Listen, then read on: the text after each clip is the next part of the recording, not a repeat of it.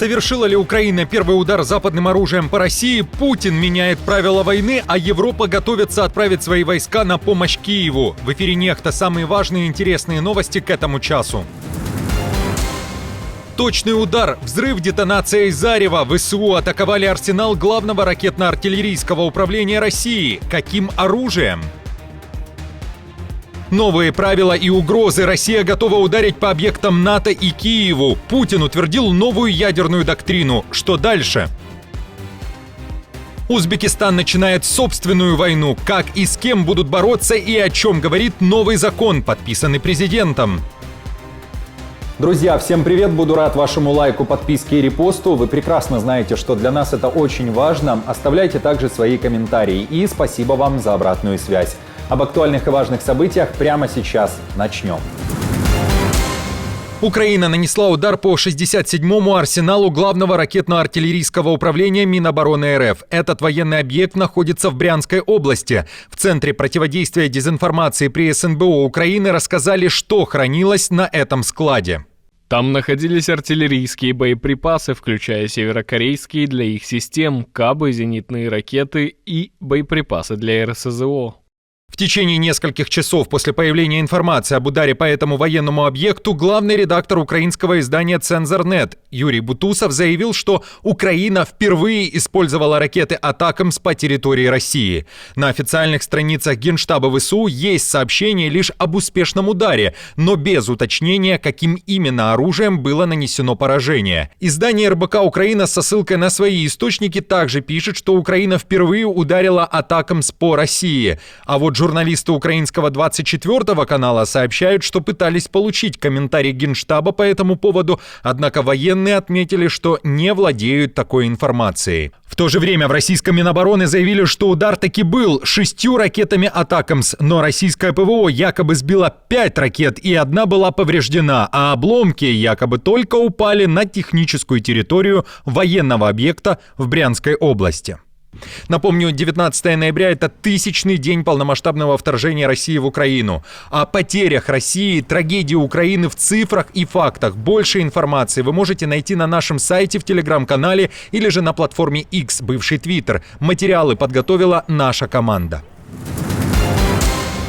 Украинские удары западным дальнобойным оружием могут помочь ВСУ отстоять территории, которые они контролируют в Курской области. Но существенно изменить ход войны не получится, считают аналитики. Это решение принято поздно и, как и другие решения в этом духе, возможно, даже слишком поздно, чтобы существенно изменить ход боевых действий. Дальнобойные удары всегда были лишь частью общей стратегии, но их значение в этой войне было слишком переоценено.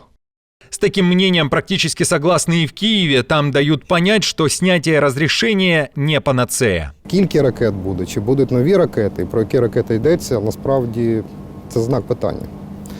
Що це надає силам оборони, Збройним силам України? Ну це точно не золота куля, це точно не диво зброя, але воно безумовно посилює спроможності сил обороны. Тем временем в интервью изданию «О Глоба» помощник государственного секретаря США по делам западного полушария Брайан Николс официально подтвердил решение Байдена о снятии запрета и заявил, что, вероятно, решение американского президента вскоре усадит Путина за стол переговоров. Авторы публикации Bloomberg считают, что решение Байдена не привело к более широкой поддержке Киева со стороны союзников. Издание пишет, что стимулы западных лидеров меняются, и сейчас начинается борьба за влияние в преддверии потенциальных мирных переговоров. Все это связано с тем, что Трамп может начать общение с Путиным, Шольц уже провел переговоры с Кремлем, президент Турции разработал свой план по заморозке конфликта, а президент Франции Макрон пожал руку Лаврову на саммите G20, пишет Bloomberg. Путин утвердил новую ядерную доктрину на фоне сообщения о том, что Украине дали разрешение бить дальнобойным западным оружием по военным объектам России. Согласно документу, агрессия любого государства или коалиции против России и ее союзников будет рассматриваться как агрессия всей коалиции. Кроме того, в Кремле дают себе разрешение на превентивное применение ядерного оружия в случае угрозы суверенитету или территориальной целостности страны и союзников. В документе упоминается Беларусь. Российская Федерация оставляет за собой право применить ядерное оружие в случае агрессии с применением обычного оружия против нее или Республики Беларусь, как государства-участника союзного государства, создающий критическую угрозу их суверенитету или территориальной целостности. Да, об этом говорит. Агрессия против Российской Федерации со стороны любого неядерного государства с участием или при поддержке ядерного государства рассматривается как их совместное нападение. В Москве также заявили, что Россия готова ударить ядерным оружием по украинской столице и основным объектам Североатлантического альянса. А что вы думаете о таких действиях Кремля и угрозах ядерным оружием? С учетом того, что у Путина часто любят говорить, что готовы садиться за стол переговоров и вообще эту войну они не начинали, а хотят закончить. Поделитесь своим мнением в комментариях. Европа должна быть готова направить свои войска в Украину для того, чтобы поддержать любое мирное соглашение, которое заключит Дональд Трамп между Киевом и Москвой. Такое заявление сделал министр иностранных дел Эстонии. Если мы говорим о настоящих гарантиях безопасности, это означает, что будет достигнут справедливый мир. Тогда мы говорим о членстве в НАТО, но без США это невозможно. И тогда мы говорим о любой форме гарантий, подразумевающей присутствие войск на месте. Эстонский министр уточняет, что развернуть войска необходимо уже после того, как мирное соглашение будет заключено, и для того, чтобы сдержать дальнейшую российскую агрессию. По словам Цахны, Трамп не выведет США из НАТО, но при этом Европе будет непросто. Ей надо увеличить расходы на оборону. Также в Таллине опасаются, что в случае победы России в Украине Кремль нацелится на страны Балтии. Силовики Лукашенко готовятся к борьбе с белорусами, которые могут выйти на протесты во время так называемых президентских выборов. Людей, не поддерживающих действия Лукашенко, в МВД называют террористами лишь из-за их позиции. В Беларуси в эти дни проходят спецучения. В Минске заявляют, что по дорогам республики будет передвигаться военная техника. В силовом ведомстве, которое подконтрольно самопровозглашенному президенту, также уточняют, что мероприятия состоят из двух этапов – теоретических и практических, и пройдут в столице, областных и районных центрах. Узбекистан начинает войну с нежелательными иностранцами. Президент страны накануне подписал поправки в закон о правовом положении иностранных граждан и лиц без гражданства. Теперь в течение месяца в стране будет утвержден план, по которому в специальный список будут вносить имена таких нежелательных иностранцев.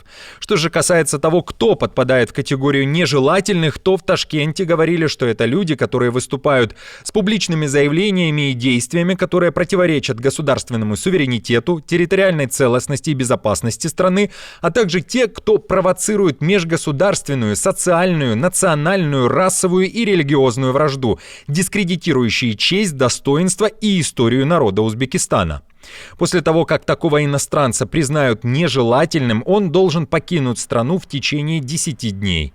В итоге ему будут запрещены въезд в Узбекистан, открытие банковского счета и покупка недвижимости.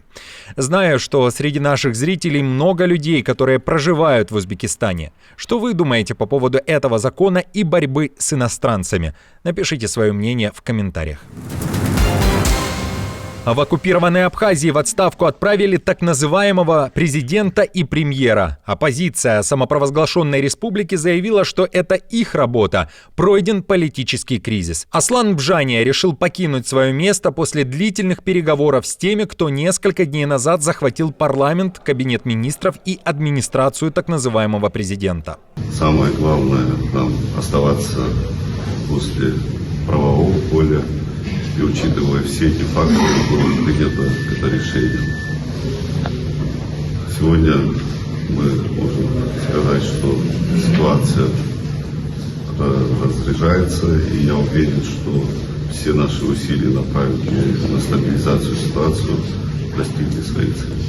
Парламент Абхазии уже принял отставку Аслана Бжании. Напомню, что протесты в Абхазии начались в первых числах ноября. Местные были недовольны инвестиционным соглашением между Москвой и Сухуми. Непризнанные власти Абхазии рассматривали проект как стимул для местной экономики, в то время как противники считали договор прямой сдачей интересов. В Абхазии, которая зависит от российского финансирования, не хотели, чтобы в оккупированную республику массово зашел российский бизнес, который мог бы лишить местных заработка на туризме.